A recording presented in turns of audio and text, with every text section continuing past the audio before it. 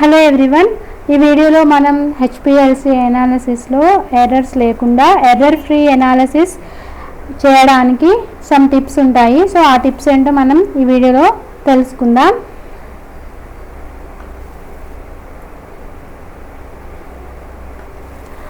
మనకు తెలుసు కదా హెచ్పిఎల్సి ఎనాలిసిస్ ఎలా జరుగుతుందో. స్టేషనరీ ఫేజ్ ఉంటుంది, అట్లాగే మొబైల్ ఫేజ్ ఉంటుంది. మొబైల్ ఫేజ్ నుంచి మనం ప్రెజరైజ్ చేసి శాంపుల్ మిక్చర్ని స్టేషనరీ ఫేజ్లోకి పంపిస్తాం. స్టేషనరీ ఫేజ్లో సాలిడ్ అడ్సార్బెంట్ మెటీరియల్తో ఉన్న కాలం ఉంటుంది. సో ఆ కాలం వచ్చేసి మనం పంపించిన శాంపుల్ మిక్చర్ తోటి ఇంటరాక్షన్ జరిపి, సో ఆ ఇంటరాక్షన్లో ఉన్న డిఫరెన్స్ బట్టి ఫ్లో రేటు స్లోగా ఉంటుందా ఫాస్ట్గా ఉంటుందా, సో ఆ విధంగా మనం ఆ డిఫరెన్స్ని బట్టి శాంపుల్ మిక్చర్ని సపరేట్ చేస్తాం. సో ప్రాసెస్ అంతా ఇది. మనం ఈ హెచ్పిఎల్సి క్రోమటోగ్రఫీని ఫార్మాస్యూటికల్ ఇండస్ట్రీస్లో డ్రగ్స్ని మ్యానుఫ్యాక్చర్ చేస్తాం కదా. సో వాటి క్వాలిటీని డిటర్మైన్ చేయడానికి, అట్లాగే ఏమన్నా ఇంప్యూరిటీస్ ఉన్నాయా ఆ ఇంప్యూరిటీస్ క్వాంటిటీని చూడడానికి, అట్లాగే డిగ్రేడేషన్ సబ్స్టెన్సెస్ డ్రగ్ మెటీరియల్స్లో ఏమన్నా డిగ్రేడేషన్ సబ్స్టెన్సెస్ ఉన్నాయేమో డిటర్మైన్ చేయడానికి, అట్లాగే ఫార్ములేషన్ చేయడానికి మనం ఈ హెచ్పిఎల్సి ఎనాలిసిస్ని ఫార్మాస్యూటికల్ ఇండస్ట్రీస్లో యూజ్ చేస్తాం. చాలా మెయిన్ రోల్ ప్లే చేస్తుంది హెచ్పిఎల్సి అనేది. సో ఇందులో మనకి ఎర్రర్స్ లేకుండా, అంటే మనం ఈ అనాలిసిస్ చేసేటప్పుడు ఎర్రర్స్ రాకుండా ఎలాంటి టిప్స్ ఫాలో అవ్వాలి, సో అది మనం ఈ వీడియోలో తెలుసుకుందాం. ఫస్ట్ ఏంటంటే కాలం అంటే స్టేషనరీ ఫేజ్ కదా. సో ఆ కాలంని మనం సెలెక్ట్ చేసుకోవాలి. 100 to 150 mm ఉండేటట్టుగా సెలెక్ట్ చేసుకోవాలి. సెలెక్ట్ చేసుకుంటే అప్పుడు అది మనకి అనాలిసిస్ టైం అనేది రెడ్యూస్ చేయడానికి, అట్లాగే మెథడ్ డెవలప్మెంట్ రెడ్యూస్ చేయడానికి మనం ఈ కాలంని యూజ్ చేస్తాం. అట్లాగే పార్టికల్ సైజ్ వచ్చేసి 3 to 5 mm ఉంటుంది. అలా ఉండేటట్టుగా మనం సెలెక్ట్ చేసుకోవాలి. అట్లాగే గ్రాడియంట్స్, అడిటివ్స్, మాడిఫైయర్స్, అట్లాగే స్టేషనరీ ఫేజ్ నేచర్ కూడా మనకి చాలా ఇంపార్టెంట్ అనమాట. సో ఈ విధంగా మనం కాలంని సెలెక్ట్ చేసుకుంటాం. నెక్స్ట్ వచ్చేసి మనం కాలం పెర్ఫార్మెన్స్ని ఎప్పటికప్పుడు విజువల్ అసెస్మెంట్ చేసుకుంటూ ఉంటాం అనమాట. అంటే ఎక్స్ప్లోజన్ని అవాయిడ్ చేయడానికి మనం పీక్ కెపాసిటీని, అలాగే కాలం పెర్ఫార్మెన్స్ని ఎప్పటికప్పుడు మనం విజువల్ అసెస్మెంట్ చేసుకుంటాం. It is imperative to know few things about the key relationship in chromatography when designing and experiment. So అట్లా ఎక్స్పెరిమెంట్ జరిగేటప్పుడు మనం ఈ విజువల్ అసెస్మెంట్ చెక్ చేసుకుంటూ ఉంటామన్నమాట. అంటే ఇంకా బెటర్ రిజల్ట్స్ రావడానికి, ఎర్రర్స్ లేకుండా జరగడానికి. నెక్స్ట్ సెకండ్ వన్ వచ్చేసి డిటెక్టర్స్, యూవీ డిటెక్టర్. మనం మామూలుగా అయితే ఫ్లోరోసెన్స్, అట్లాగే ఎలక్ట్రోకెమికల్ డిటెక్టర్స్ కూడా ఉంటాయి కదా. సో వాటిని మనం ట్రేస్ అనాలిసిస్లో యూజ్ చేస్తాం. అట్లాగే హై కాన్సన్ట్రేషన్ ఉన్న శాంపుల్స్ని మనం రిఫ్రాక్టివ్ ఇండెక్స్ డిటెక్టర్స్ని యూజ్ చేసి మనం అనలైజ్ చేస్తామన్నమాట. హెచ్పిఎల్సి క్రోమటోగ్రఫీలో మెయిన్గా యూవీ డిటెక్టర్సే యూజ్ చేస్తాం. UV detectors used in HPLC analysis, they are considered easy to use and produce useful data. అంటే మనకి కావాల్సిన డేటాని అది చాలా ఈజీగా ప్రొడ్యూస్ చేస్తుంది. Sometimes the UV detector could be required to perform an unusual task to get a better baselines, sensitivity and reproduction. Better reproduction రావడానికి కూడా మనకి UV detector అనేది మనం యూజ్ చేస్తామన్నమాట. నెక్స్ట్ వచ్చేసి ఫ్లో సెల్ కూడా మనకి ఎఫిషియన్సీ, పీక్ యొక్క ఎఫిషియన్సీ, అట్లాగే సెన్సిటివిటీ మీద చాలా ఇంపాక్ట్ ఉంటుందన్నమాట. The type and volume of the flow cell will impact the sensitivity of the technique. It is important to note that a wide bandwidth has an edge of noise. మనకి ఎప్పుడు కూడా slit యొక్క width అనేది చాలా నేరోగా ఉండాలి. అప్పుడే మనకి resolution అనేది, అంటే స్పెక్ట్రల్ బ్యాండ్విడ్త్ యొక్క రిజల్యూషన్ అనేది ఇంప్రూవ్ అవుతుంది. అట్లా కాకుండా మనకి వైడ్ బ్యాండ్విడ్త్ ఉందంటే అది ఎడ్జ్ ఆఫ్ నాయిస్ రిడక్షన్ ఉంటుందన్నమాట. సో అందుకని మనకి ఎప్పుడు కూడా స్లిట్ విడ్త్ అనేది నేరోగా ఉండాలి బెటర్ రిజల్యూషన్కి, రిజల్యూషన్ ఇంప్రూవ్ చేసుకోవడానికి. సో ఈ విధంగా మనకి ఫ్లో సెల్లో మనకి బెటర్ రిజల్యూషన్ రావడానికి మనం స్లిట్ని నేరోగా ఉంచుకుంటాం.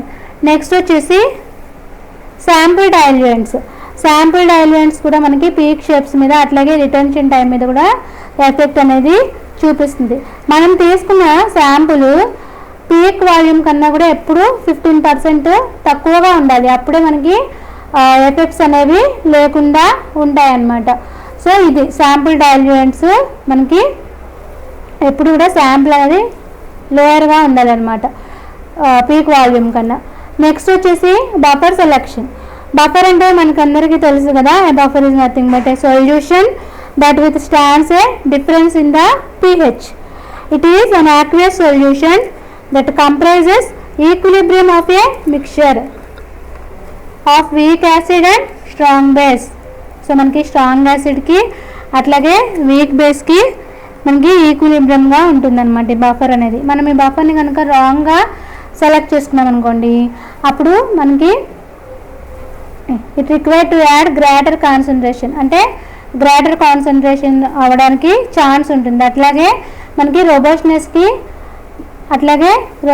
అయ్యే ఛాన్స్ కూడా ఉంటుందన్నమాట. అంటే టెక్నిక్ రోబోస్నెస్లో ప్రాబ్లమ్స్ని క్రియేట్ చేయడానికి కూడా, అంటే మనం బఫర్ కనుక కరెక్ట్గా సెలెక్ట్ చేసుకోకపోతే కనుక మనకి ఈ రాంగ్స్ జరిగే ఛాన్స్ ఉంటుంది. సో మనకి అందుకనే బఫర్ని కరెక్ట్గా సెలెక్ట్ చేసుకోవాలి. Many factors effect the selection of the buffer, అంటే required pH of mobile phase అట్లాగే వాలటిలిటీ ఆఫ్ బఫర్ అవన్నీ చూసుకుని మనం బఫర్ని సెలెక్ట్ చేసుకోవాలి. నెక్స్ట్ వచ్చేసి peak tailing. This is one of the usual peak shape distortions in chromatography. Once the asymmetry is higher than 1.2 it is referred to as peak. మనకి ఏంటంటే peak tailing అనేది main ఎందువల్ల ఫామ్ అవుతుందంటే, మన analyte అనేది multiple reactions జరిపినప్పుడు మనకి peak tailing అనేది ఫామ్ అవుతుంది. To avoid peak tiling ensure the system working at a lower pH, అంటే pH తక్కువగా ఉండాలి. అప్పుడు మనం అట్లా pHని తక్కువగా తీసుకున్నట్లయితే అది సెకండరీ ఇంటరాక్షన్స్ని రెడ్యూస్ చేసి సెపరేషన్, క్రోమటోగ్రఫీలో సెపరేషన్ జరిగేలాగా చూస్తుంది అనమాట. సో అది పీక్ టైలింగ్ మనకి ఎందువల్ల ఏర్పడుతుందంటే మల్టిపుల్ రియాక్షన్స్ ఉండడం వల్ల ఎనలైట్కి ఫామ్ అవుతుంది. సో మనం pHని లోవర్ చేయడం అట్లాగే సెకండరీ ఇంటరాక్షన్స్ని తగ్గించడం వల్ల మనకి స్టేషనరీ ఫేజ్లో క్రోమటోగ్రఫీలో సెపరేషన్ అనేది జరుగుతుందన్నమాట. సో ఆ విధంగా మనం పీక్ టైలింగ్ని రెడ్యూస్ చేయొచ్చు.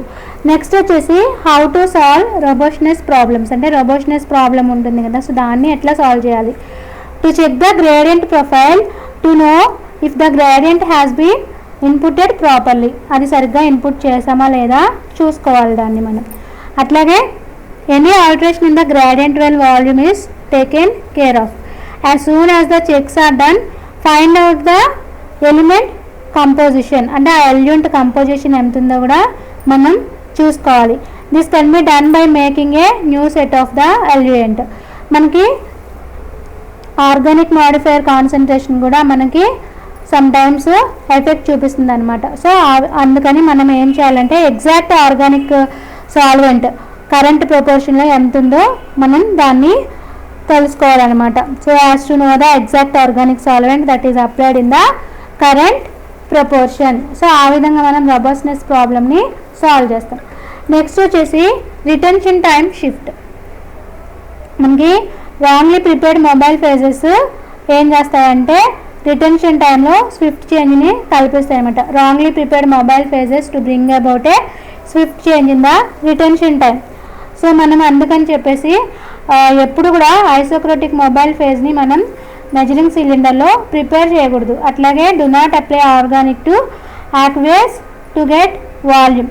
మనకి ఏంటంటే రాంగ్ సాల్వెంట్ తీసుకున్నాం అనుకోండి, సో ఆ రాంగ్ సాల్వెంట్ వల్ల మనకి రిటెన్షన్ టైంలో స్విఫ్ట్ చేంజ్ అనేది కలుగుతుందన్నమాట. సో దాన్ని మనం తగ్గించుకోవాలి. Ensure that the right buffer is used. మనం బఫర్ని కరెక్ట్గా యూజ్ చేయాలి, అలాగే కరెక్ట్ pH యూజ్ చేయాలి. Ensure correct pH calibration for mobile phases premix. Do not separate under vacuum. So మనం రిటెన్షన్ టైం షిఫ్ట్ని ఆ విధంగా చేంజ్ లేకుండా మనం చేసుకోవాలంటే మనం మొబైల్ ఫేజ్ని రాంగ్గా ప్రిపేర్ చేసుకోకూడదు. సో దాన్ని మనం ఎప్పుడు మెజరింగ్ సిలిండర్లో ప్రిపేర్ చేయకూడదు అనమాట. సో నెక్స్ట్ వచ్చేసి selection of chromatographic conditions. The flow of the analytes through the column depends on the concentration of the solvent in mobile phase. అంటే మనం తీసుకున్న ఎనలైట్స్ కాలంలో ఎట్లా ఫ్లో అవుతాయంటే అది మొబైల్ ఫేజ్ మీద, అంటే దాని మీద ఉన్న ఇంటరాక్షన్స్ వల్ల డిపెండ్ అయ్యి ఫ్లో అవుతాయి కదా. So the concentration of the solvent generally used to control the retention time. So retention టైంని తగ్గించడానికి కూడా మనకి కాన్సన్ట్రేషన్ ఆఫ్ సాల్వెంట్ మనం యూజ్ చేస్తాం. అట్లాగే మొబైల్ ఫేస్ pH, అట్లాగే అయాన్ పెయిరింగ్ రియేజెంట్స్ అవన్నీ కూడా మన రిటెన్షన్ టైంని ఎఫెక్ట్ చేస్తాయి అన్నమాట. Samples having a large number of components are analysed using the gradient to avoid the large retention time. So మనం లార్జ్ రిటెన్షన్ టైంని అవాయిడ్ చేయడానికి లార్జ్ నెంబర్ ఆఫ్ కాంపోనెంట్స్ని ఒకసారి మనం అనలైజ్ చేస్తాం. అట్లా కాకుండా 2 or more కాంపోనెంట్స్ ఉన్న శాంపిల్స్ని మనం ఐసోటోనిక్ సిస్టంలో అనలైజ్ చేస్తామన్నమాట. సో ఈ విధంగా మనం ఇలాంటి టిప్స్ని ఫాలో అయినట్లయితే, అట్లాగే after taking the same sample runs some parameters including column dimensions, particle size, run time and also flow rate are optimized.